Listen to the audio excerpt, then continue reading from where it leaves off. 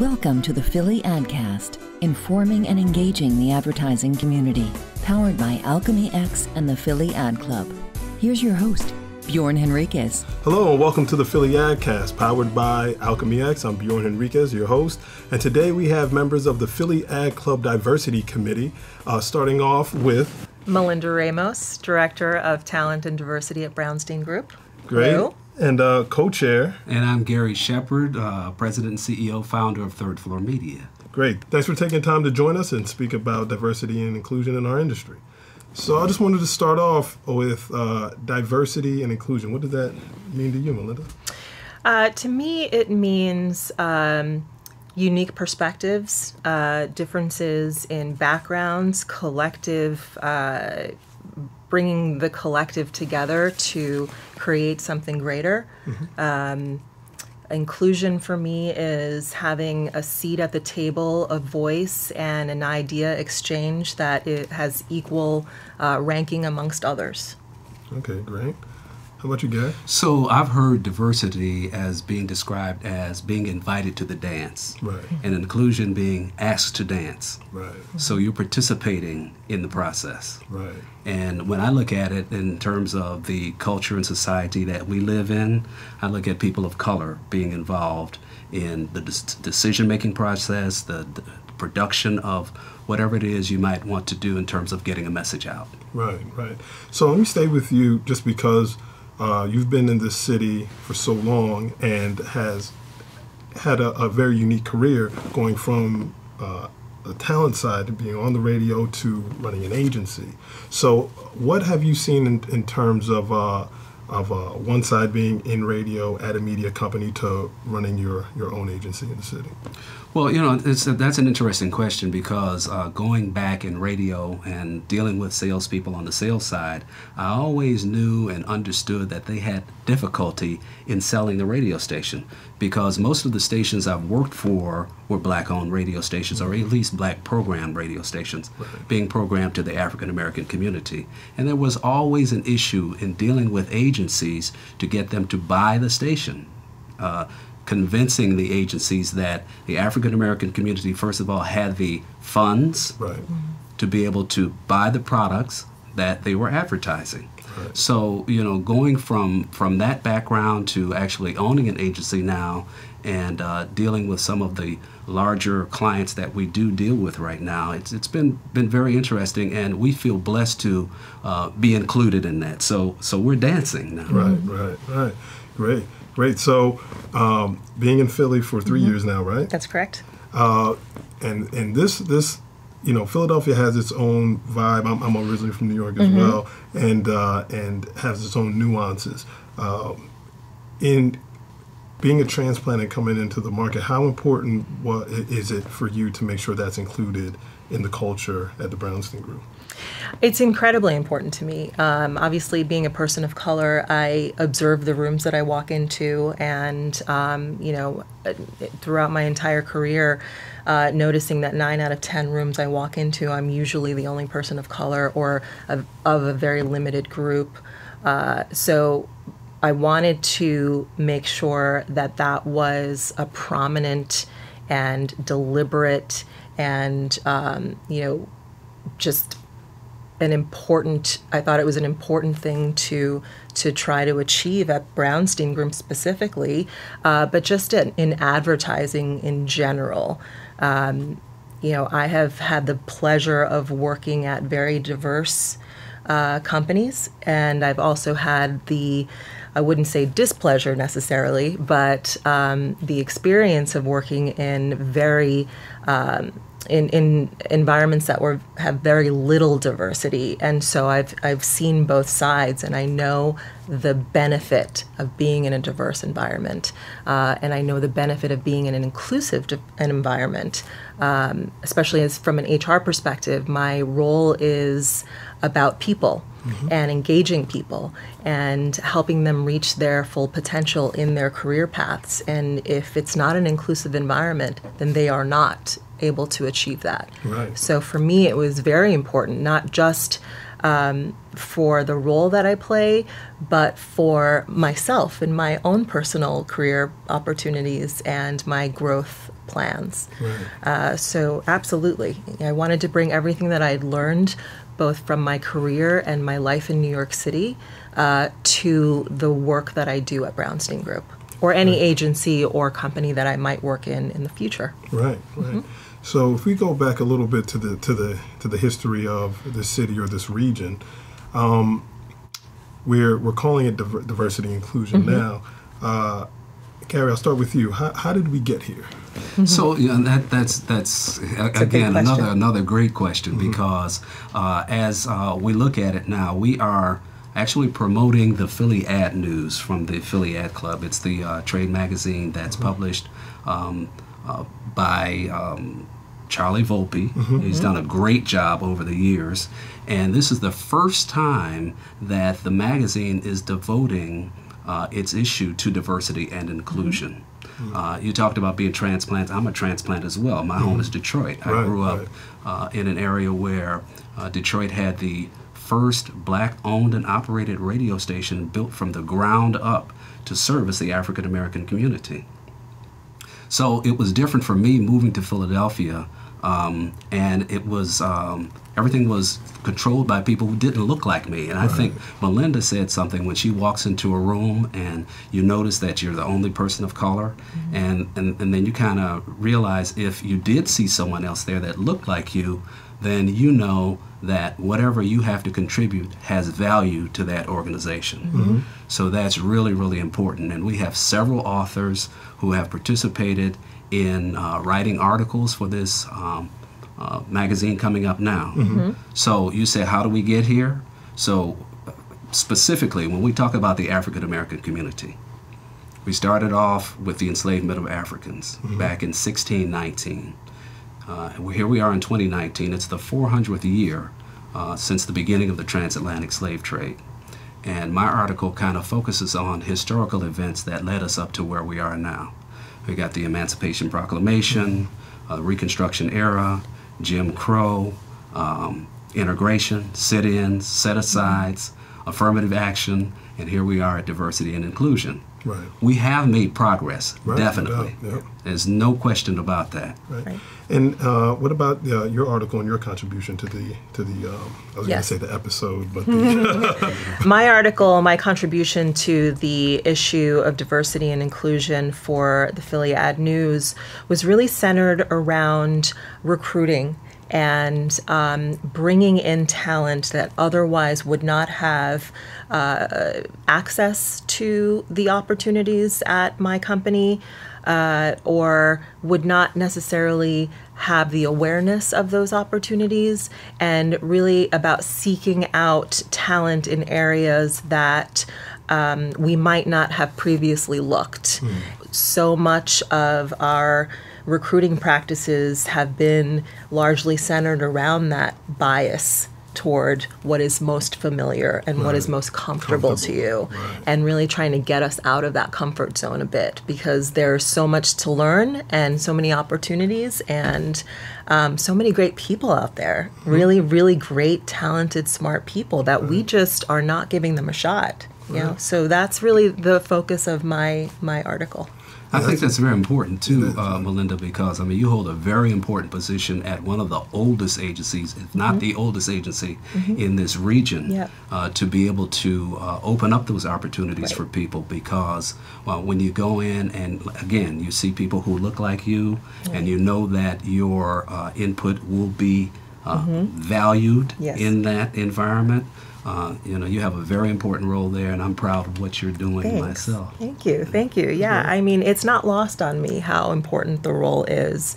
And I take it very, very seriously. Again, it's not just for the agency and the work that I do for them, but just for my own opportunities. The more I can get exposure, the more that I can bring exposure to these issues, the more opportunities I'll have when I walk into a room, like you said, and see others like myself. Right. So I think also, Bjorn, if I may, you also brought up a point about unconscious bias, because a lot of people don't know that they have the biases, and they will be just familiar with the way they've operated in the past. And if you're looking for change, you can't do things like you've already always Right. done them. Right, exactly. You know, you have to change. You have to think outside the box. Right. You have to do it differently. Right. And that brings strength to any organization, any group, and the society as a whole. Yeah, definitely. absolutely. I love the fact that on the Brownstein website you tie diversity and inclusion, not those exact words, but you tie it to profitability. And we're all in a business at the end of the day. And I believe that, you know, as much as we talk about the subject, we don't mention that part. Right. And how important it is to have a diverse culture, diversity within the company. That, you know, at the end of the day, does that lead to better product, better Right. selling of a product, or what Right. have you? Did you consciously mention that and have that kind of in your modus operandi? Absolutely. It had to be a very deliberate and a very conscious effort because, well, it started with a lot of research around diversity, specifically in the advertising field.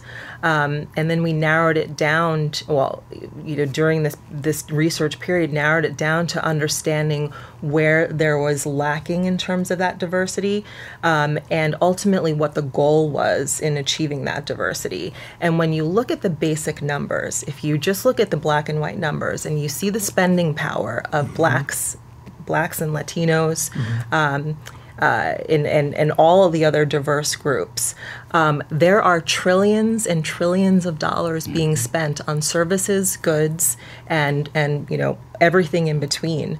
And if you can tap into any tiny percentage or half a percentage of that of those dollars being spent, your company, your business can achieve such great success. There's so much revenue to be achieved when you tap into those audiences. But if you don't have the employees, the talent representing those audiences, then naturally your unconscious bias is going to steer you toward what is familiar. Right. And I think you can see that now too in some of the creative that you see on television, you hear on radio. Yeah. The input that's valued because it's reaching that segment. It's reaching that market. Absolutely. So you can see that. I mean, with the commercials that you see on television, there's more representation of people of color. Right. You hear it on radio. I mean, I'm a radio guy, but I've done some television. But, you know, I can recognize voices and I can recognize them right away and say, oh, okay, I relate to that. And if a person relates to something, then they're more inclined to be able to go out and either get that product or that service or whatever it is that might be advertised. Right. So it's a win-win for the agency. It's a win for the client, the business itself. Absolutely. Most definitely. I wanted to talk to recruitment. Yeah. And bringing up the next generation. I'm an adjunct professor at Temple teaching advertising sales, and I noticed that, you know, what my class makeup is sometimes. And do you see that you don't get a lot of applicants from people of color? So I would say that until recently, I was not getting a lot of applicants from people of color. Okay.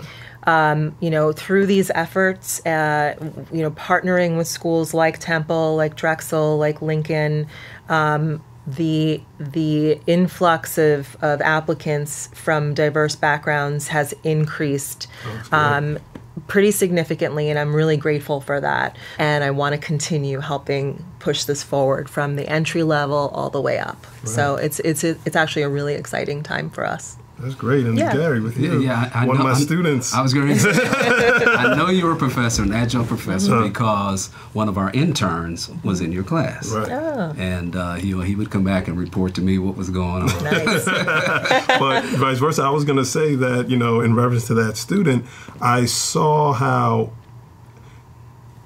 him seeing you and being within your organization and being able to have a employer/mentor relationship, how, you know, his prospects of what he can do within the industry was expanded. Absolutely. You know? Yeah. Can you speak to the Well, importance here's of the that? other thing. We have an intern now. He just received the George Beach scholarship. Oh, wow. And it was the first time it was ever given. Now, George Beach was one of the first black advertising agencies in the Philadelphia region, the Beach Agency, Beach Advertising.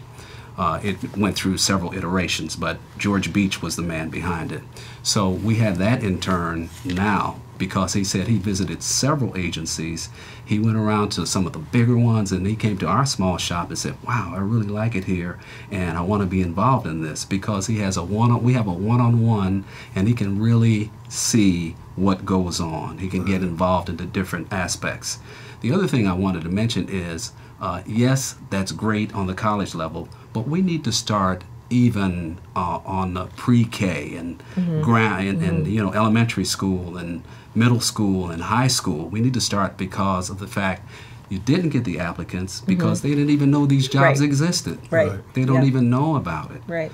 And when you talk about our people, especially people of color, usually they want to be on the microphone or on camera, and that's all they know. But look at all the other areas. I mean, you have technicians who are here right now doing their jobs, okay, that, you know, black people don't even know about. Right. You know, the kids especially. So if we go out and reach out to the schools, you know, in the school system, and start it at the elementary level, you know, so they'll know that these kinds of things are there for me, and I can achieve it. I can do this, and it's there for me. So Yeah. Do you feel that as an industry we're doing enough to reach out? Well, you know, I have to say, as you look at it now, the president general manager of NBC 10 and Telemundo 62, Rick Harris. So, you know, that position opened up for him. He had mentors along the way to help him, you know, reach the goal where he is right now, and he's reaching back and doing the same thing. Because if you look at the makeup that's there, you know, on both stations, you know, you can tell that he has made a difference. You know, he's had that positive impact, you know, to bringing people on and opening up those positions where, you know, people like us probably would not be in had it not been for him being in that position. And to double down on that, I see Rick out in the community a lot. He's involved with the PABJ. I mean, he is. You know, he really walks it, and I see it from the sales and executive side to like you said, the journalist and the talent side. So, yes, great. If they bring up. So, say, you know, we're looking down the line, and what do you think the win is, or the vision for the mission? That's a great question. You know, for me, the ultimate win, is that we don't have to talk about it anymore. It just is. Right. Everyone has an equal opportunity, and there is enough representation in the room. And by enough, I mean everybody is, you know, different, and bringing that unique perspective to the table. The goal for Brownstein Group is to be 20% diverse by 2020. My personal goal for Brownstein Group is to be something closer to 30-35% by 2020. It's a stretch, but I'm working every day to make that happen. So, you know, I think for any of us, the goal is really about just having enough of us in the room and having that opportunity to push things forward. That's only a few months away. I know. It's a lofty goal.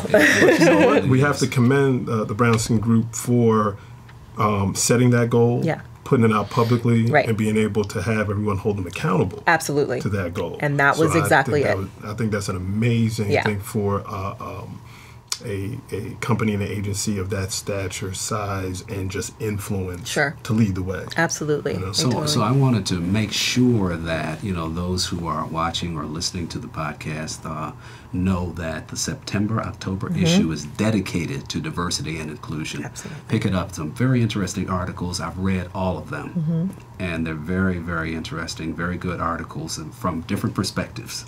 So September-October issue of Philly Ad News. Right. Exactly. And a killer cover page. Oh, absolutely. That I haven't seen yet. Those are no top Melinda's a star. Like she is on this podcast. Yes, indeed. Well, I think we can wrap it up on there. And we'll be back with another great episode next month. This episode was recorded at Alchemy X. On behalf of the Philly Adcast team, I'm Lisa Leonard. Thanks for listening.